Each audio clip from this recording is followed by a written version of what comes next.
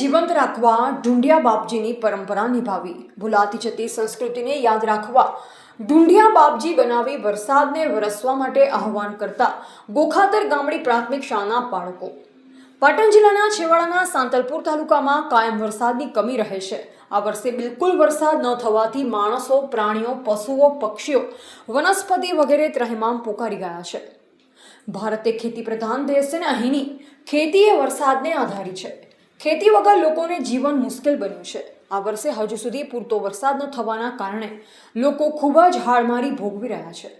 વરસાદને રીઝવવા માટે ભૂલાતી જતી સંસ્કૃતિને તાજી રાખવા માટે ગોખાતર ગામડી પ્રાથમિક શાળાના આચાર્ય શ્રી મદારસિંહ ગોહિલ દ્વારા સંસ્કૃતિને જીવંત રાખવા અનેક પ્રયત્ન કરવામાં આવે છે।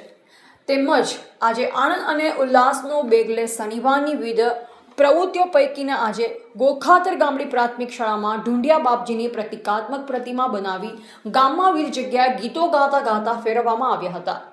ગામના દરેક ઘરે જે ઢૂંઢિયા બાપજી વરસાદ લાવો, ઢૂંઢિયા બાપજી વરસાદો વરસાદ, જન્મ્યા જન્મ્યા રે કાનજી માજમરાજ જેવા વિવિધ ગીતો ગવડાવી બાળકો ઘરે ઘરે ફરી વરસાદને રીઝવવા માટેના ગીતો ગાયા।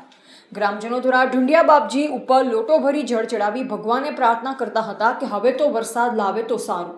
આમ શાળાના નાના ભૂલકાઓ દ્વારા નિર્દોષ ભાવથી વરસાદરૂપી ભગવાનને રીઝવવા માટે પ્રાર્થના કરી। આમ ભૂલાતી જતી જૂની સંસ્કૃતિ વર્ષાની વિવિધ પ્રવૃત્તિને જીવંત રાખવાનો પ્રયાસ કરાયો। આ કાર્યક્રમમાં ગ્રામજનો પણ ઉત્સાહભેર જોડાયા। છેલ્લે તમામ બાળકોએ વરસાદને આવવાના ગીતો ગાયા।